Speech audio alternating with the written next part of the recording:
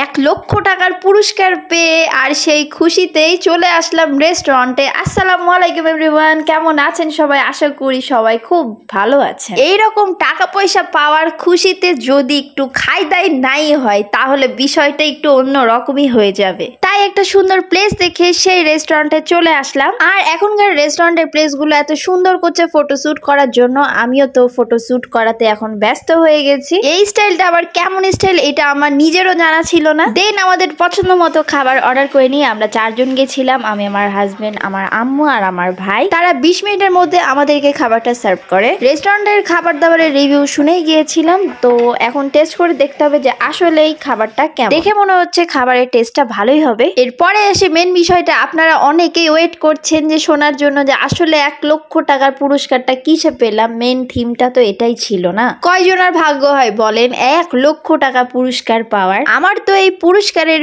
বিষয়ের ব্যাপারটা বুঝতে প্রায় একদিন সময় লেগেছিল। আমাদের প্রত্যেকের জীবনে কিছু কিছু সময় আসে আসলেই মনে থাকার মতো, আর যাদের জীবনে সুন্দর মুহূর্তটা আসেনি দোয়া করি তাদের জীবনেও একদিন না একদিন সেই মুহূর্তটা আসবে। ঠিক সেই রকম আমার ছোট ভাইয়ের জীবনেও একটা সুন্দর মুহূর্ত এসছে যে সে 1,00,000 টাকা পুরস্কার পেয়েছে, আর এই কারণেই সে অনেক খুশি, আর এই খুশিতেই আমাদেরকে ট্রিট দিয়েছে। খাবারের টেস্টটা মোটামুটি ভালোই ছিল, কিন্তু সবার উপরে এই সফট ড্রিঙ্কসটাই আগে, কারণ যে গরম আর এই গরমের ড্রিঙ্কস তো এখন চলবেই। সো এখন আমাদের বাড়ি যাওয়ার পালা। সবাই ভালো থাকবেন, সুস্থ থাকবেন আর আমাদের জন্য দোয়া করবেন। দেখা হবে নেক্সট কোনো ভিডিওতে। আল্লাহ হাফেজ।